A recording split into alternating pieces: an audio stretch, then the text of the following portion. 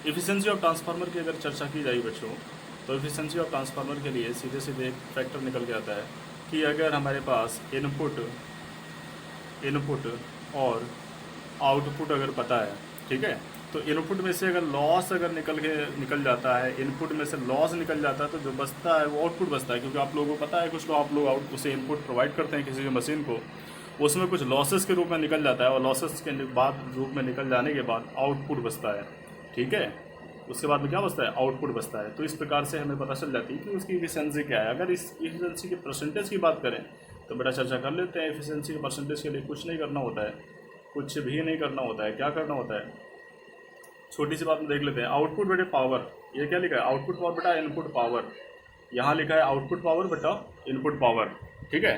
तो आउटपुट में वैसे ही बना रहा है। इनपुट के लिए अगर बात करें तो आउटपुट प्लस लॉसेस के रूप में आता है, क्योंकि वही हमारा क्या होता है? इनपुट होता है। तो ये क्या है? आपस में इक्वल ही है, ठीक है। ये कैसा है? आपस में इक्वल ही है। तो eta is equal to output power बटे output power plus iron loss plus copper loss. क्यों? क्योंकि लॉसेस में इन दो लॉसेस को नेगलेक्ट नहीं किया जाता है, क्योंकि ये थोड़े से ज़्यादा वैल्यू में रहते हैं, जिसकी वजह जो बात आप लोगों को बता दी गई है। आयरन लॉस हमारा किस प्रकार का लॉस है? आयरन लॉस हमारा क्या है? कैसा लॉस है? बताओ भाई, कैसा लॉस है आयरन लॉस? आयरन लॉस हमारा वेरिएबल लॉस है कि कांस्टेंट है आयरन लॉस हमारा? सोचो बेटा, सोचो, एक बार सोच लो थोड़ा सा, एक बार अपने दिमाग को जोड़ डालो। दिमाग में जोड़ डालोगे तो बात समझ में आएगी। कॉपर लॉस एक तरह का वेरिएबल लॉस है, क्योंकि लोड पे डिपेंड करता है, जबकि आयरन लॉस हमारा वेरिएबल नहीं है। ये क्या है? कांस्टेंट रहता है। ओके, ये कैसा रहता है? कांस्टेंट रहता है। अब बेटा यहाँ अगर पावर की अगर बात करते हैं, तो पावर के लिए अगर सीधे सीधे बात करें तो ये कैसे, कौन सी पावर है? Real power, according to real power. क्यों? क्योंकि जो कंजप्शन हो रहा है किसी भी तरह से लॉसेस के रूप में जैसे भी हो रहा है, तो वो हमारा कैसा रियल पावर के रूप में होता है। तो रियल पावर जो है हमारी, क्योंकि रियल पावर इसलिए लिखेंगे, देखो इसकी रेटिंग्स रहती है केवीए में, क्योंकि वो डिपेंड करता है लोड पर। लेकिन जो इससे इलेक्ट्रिकल पावर दी जा रही है वो कैसी है, किस प्रकार की हो सकती है? रियल पावर होगी। तो वी आई कॉस फाइव के रूप में दी गई। ये सेकेंडरी की बात कर रहे हैं, क्योंकि सेकेंडरी बेटा लोड साइड में रहता है। सेकेंडरी किधर रहता है? लोड साइड में रहता है। तो यहाँ पे सेकेंडरी की बात की है, V two I two cos phi two. Okay, अब यहाँ पे कॉस फाइव टू वाला जो टर्म है पावर फैक्टर वाला है, ठीक है। कॉस फाइव टू क्या है? Power factor. पावर फैक्टर जब शामिल कर दिया जाता है करंट पावर में, तो हमारा रियल पावर बन जाता है। तो ये बेटा हमारा कौन सा है? ये हमारा कौन सा है? कौन सा है? तो ये हमारा आउटपुट वाला है। कौन सा है? ये आउटपुट वाला है। ये फिर से आउटपुट लिखा है और ये लॉसेस लिखी हैं। तो अब समझ में आ रहा होगा, आउटपुट प्लस लॉसेस बन जाएगा क्या? इनपुट बटे में क्या बन जाएगा? इनपुट। तो ये वही लिखा है, इसमें घबराइएगा, घबराने वाली कोई बात नहीं है, इसमें हैरानी परेशानी वाली कोई बात नहीं बनती, ठीक है। ये बात जहाँ तक आप लोगों को क्लियर हो गई है। इसके बाद अगर बात करें ट्रांसफर एफिशिएंसी की, तो वही बात दोबारा से हम चर्चा कर लेते हैं। क्या? जो अभी बता चुके हैं, आउटपुट बटे इनपुट इंटू 100 कर देंगे तो परसेंटेज ऑफ नीटा आ जाता है। परसेंटेज ऑफ नीटा आ जाता है। तो वही क्या है? इनपुट हमारा आउटपुट प्लस लॉसेस के बराबर में आ जाता है, ठीक है। वही बात, सेम बात फिर से वही आई कॉस बाई सेकेंडरी। यहाँ पे क्या है? सेकेंडरी। सेकेंडरी की बात कर रहे हैं बार बार। इफिशियंसी में क्या है भाई? यहाँ पे क्या है? लोगों ने सेकेंडरी का ही पावर जो सेकेंडरी से निकल रहा है, ठीक है, सेकेंडरी के लिए जो इनपुट है, इसके बाद सेकेंडरी का ही इसमें दिया गया है, उसी में लॉसेस को ऐड कर दिया गया है। तो कुल मिला के हम सेकेंडरी साइड की बात करें, क्योंकि ये सेकेंडरी साइड कौन वाली साइड है? ये वही साइड है जो लोड वाली साइड है। कौन सी साइड है? ये लोड वाली साइड है, ठीक है। कौन साइड होती है? लोड वाली साइड होती है, ओके। तो सेकेंडरी साइड कौन सी साइड होती है? लोड वाली साइड होती है। इस बात को हमें याद रखना है, ठीक है। यहाँ पे देखो जो लॉसेस इसमें ली गई हैं उनकी चर्चा किया गया है, ठीक है। तो इस तरह से आप लोग इसको अच्छे से समझ पा रहे होंगे। तो बच्चों इसके बाद अगर फिर से बात कर लेंगे परसेंटेज की, अगर बात की जाए परसेंटेज ऑफ, ये देखो हमने क्या लिख दिया है? नीटा। क्या लिख दिया है? नीटा। इसके बारे में बताया गया था। परसेंटेज ऑफ नीटा की अगर बात की जाए, परसेंटेज ऑफ नीटा की बात की जाए तो बात वही थी, आउटपुट बटा इनपुट इंटू 100। क्या था? इंटू 100। ये बात थी ना। तो आउटपुट हमारा क्या होता है भाई? आउटपुट क्या होता है? आउटपुट हमारा कुछ नहीं होता है। आउटपुट हमारा होता है क्या? इनपुट माइनस लॉस बटे इनपुट, ऐसे ही तो इंटू 100। ऐसे इस नोट कर लेना। एक क्वेश्चन जो उसमें दिया गया है सिमिलरली इसी तरह से, ठीक है, उसमें सिर्फ यही पूछा है। तो नीटा बराबर हो जाएगा input minus loss upon input. क्यों? क्योंकि आउटपुट बराबर क्या है? अगर इनपुट में से लॉस अगर निकल जाता है तो हमारा क्या बचता है? बताइए क्या बचता है? आउटपुट में से अगर इनपुट में से अगर लॉस निकल जाएगा तो आउटपुट बचेगा। तो वही यहाँ पे क्या था? आउटपुट था। तो आउटपुट इसे हम लोग लिख दिया इनपुट माइनस लॉस। तो ये हो जाएगा इनपुट माइनस लॉस बटे इनपुट। तो फाइनली बेटा यहाँ से क्या निकल के आ जाएगा? इनपुट बटे इनपुट बटा इनपुट माइनस लॉस बटे इनपुट इंटू 100, ये निकल के आएगा ना। तो यहाँ से इनपुट बटे इनपुट कट जाएगा, तो बचेगा क्या 1, क्या बचेगा यहाँ पर बचेगा फाइनली 1, तो 1 माइनस लॉस बटे 1 माइनस लॉस बटे इनपुट इंटू 100, ये बचेगा फाइनली। ठीक है, तो इसको भी याद रखना, तो ये हो जाएगा क्या, इसको अभी यहाँ पे लिखते हैं नीटा बराबर 1 माइनस लॉस बटे 1 माइनस लॉस बटे इनपुट, ठीक ये इंटू 100।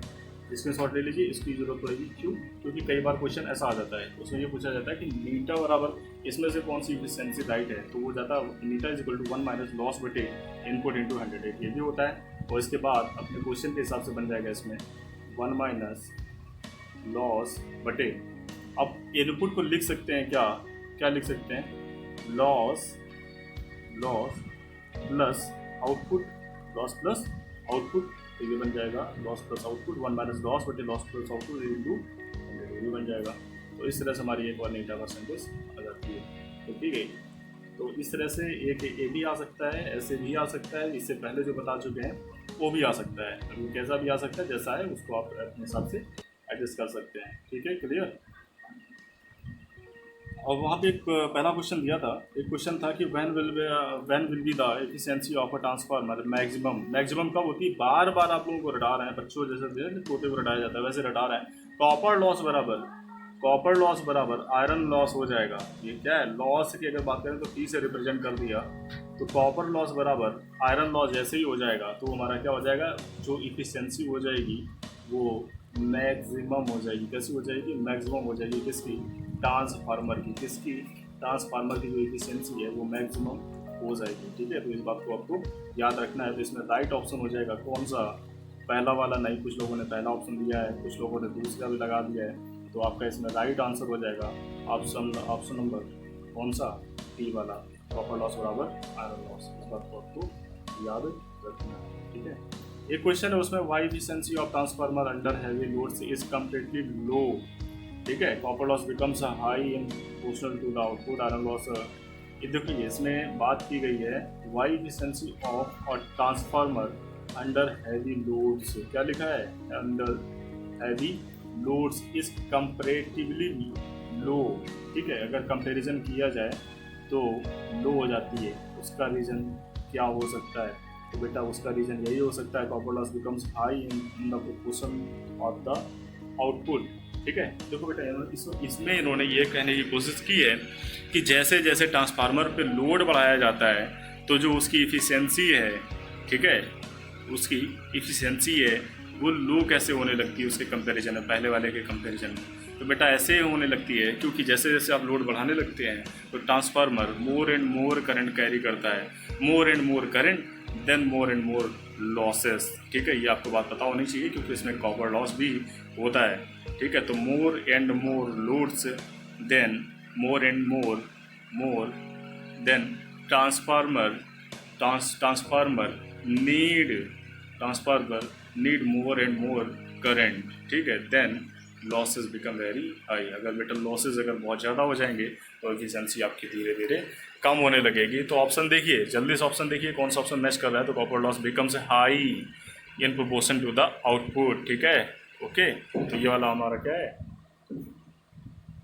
ये वाला जो ऑप्शन है ये राइट हो जाएगा। ठीक है, option number A, copper loss becomes high in proportion to the output, copper loss बढ़ जाता है। ठीक है, क्यों, क्योंकि आई बढ़ जाता है, क्या बढ़ जाता है, आई बढ़ जाता है, आई बढ़ा तो आई स्क्वायर और लॉसेस तो बढ़ेगा ना। ठीक है, इस बात पे आप रखना। एक क्वेश्चन था उसमें transformer having maximum efficiency at 75% full load will have ratio of iron loss and full load copper loss equal to. ठीक है, तो इसमें सीधे सीधे कुछ नहीं, इसमें ये 75% की अगर बात इन्होंने की है, कौन सी बात की है, 75% की अगर बात की है तो 75% जो होता है हमारा वो किसका रहता है, 75% हटाएंगे बटे 100, तो ये हो जाएगा, कटेगा ये आ जाएगा, कितना आ जाएगा, 25 से काट देंगे तो 25 से काटेंगे तो ये हो जाएगा 3/4। ठीक है, क्या बन जाएगा 3/4, और 3/4 का स्क्वायर करने पर ये मैक्सिमम एफिशिएंसी के लिए फार्मूला बनता है। ठीक है, मैक्सिमम एफिशिएंसी के लिए फार्मूला बन जाता है अंडर रूट आयरन लॉस बटे copper loss, under root iron loss बटे कॉपर लॉस के रूप में निकल के आता है मैक्सिमम। और मैक्सिमम एफिशिएंसी याद रखना है इस बात को, फॉर मैक्सिमम एफिशिएंसी। तो ये वाली वैल्यू में चाहिए, ठीक है, ये वाला में इसका हमें रेशियो चाहिए, आयरन लॉस और फुल लोड कॉपर लॉस, ठीक है, आयरन लॉस और फुल लोड का चाहिए। तो ये हो जाएगा इसके जो एफिशिएंसी यहाँ पे दी जा रही है, ठीक है, 75% जो 3/4 निकाला था। तो ये अंडर रूट जब इधर आएगा तो ये हो जाएगा स्क्वायर, तो ये बन जाएगा 9/16। तो इस प्रकार से आपका 9/16 वाला जो ऑप्शन था वो राइट हो जाएगा। इस बात को आपको याद रखना है। ओके, नेक्स्ट क्वेश्चन था on which factor transformer routine efficiency depends upon, ठीक है। तो बात सीधी सी है, इसमें किस किस फैक्टर पर जो ट्रांसफार्मर की रूटीन मतलब डेली लाइफ की जो उसकी डेली लाइफ है उस पर अफेक्ट करती है। तो पहला क्या है, लोड करंट। बेटा लोड करंट आप बार बार जैसे बढ़ाओगे घटाओगे, ठीक है, करंट कम ज़्यादा होगी तो उसके कॉपर लॉस उसमें क्या अफेक्टेड होती है, कॉपर लॉस कम ज़्यादा होगी तो उससे एफिशिएंसी अफेक्टेड होती है, ठीक है। तो वो पहला तो ये हो गया। अब ये देखिए इसमें लोड फैक्टर इसमें लोड करंट कहाँ का दिया गया, लोड करंट तो यहाँ भी दिया है और लोड करंट यहाँ भी दिया है। तो फिर अब दूसरा ऑप्शन देना देखना पड़ेगा। दूसरी बात जो नोट करिए, पावर फैक्टर ऑफ लोड, क्या पावर फैक्टर पे डिपेंड करता है? तो बेटा करता है, डेफिनेटली करता है, पावर फैक्टर पे करता है। क्यों? क्योंकि अगर उसमें किस प्रकार का लोड हम लोगों ने दे रखा है इस पर इफेक्ट करता है ना। क्यों? हम लोगों ने किस प्रकार का अगर रेजिस्टिव लोड दे रखा है उसे, कि हम लोगों ने कैपेसिटिव लोड मैक्सिमम दे रखा है, ठीक है, किसकी कौन सी लोडिंग हम लोगों ने ज़्यादा कर रखी है, रिएक्टिव पावर वाली या एक्टिव पावर वाली, ये इस बात पर डिपेंड करता है। तो यानी कि पावर फैक्टर बहुत सीधे साधा डिपेंड करता है। वैसे भी अगर आप जानना चाहें तो हम बता दें आपको कि वहाँ पे जब लोगों ने लिखा था VI कॉस फाई, तो यहाँ पे बेटा कॉस फाई क्या है, हमारा पावर फैक्टर है। जब नहीं मीटर बराबर लिख रहे थे, ठीक है, तो ये हमारा क्या था, आउटपुट बटे इनपुट होता था, आउटपुट की जगह ये लिखते थे, तो आउटपुट सीधे सीधे पावर फैक्टर में आ रहा है, ठीक है। तो यानी कि हमारा क्या ट्रांसफार्मर की एफिशिएंसी अफेक्टेड होगी किसके, अपॉन पावर फैक्टर, ठीक है, कॉस फाई, ठीक है। तो इस तरह से आपके ये कुछ क्वेश्चन जो इंपॉर्टेंट थे, कैसे क्वेश्चन थे, इम्पॉर्टेंट क्वेश्चन थे, वो आपके क्लियर हो गए हैं। इस बात को बहुत अच्छे से आप लोग थोड़ा सा क्लियर कर लीजिए, और क्वेश्चन आपको नेक्स्ट बता दिए जाएंगे, नेक्स्ट आने वाले वीडियो में दे दिए जाएंगे। Okay, clear.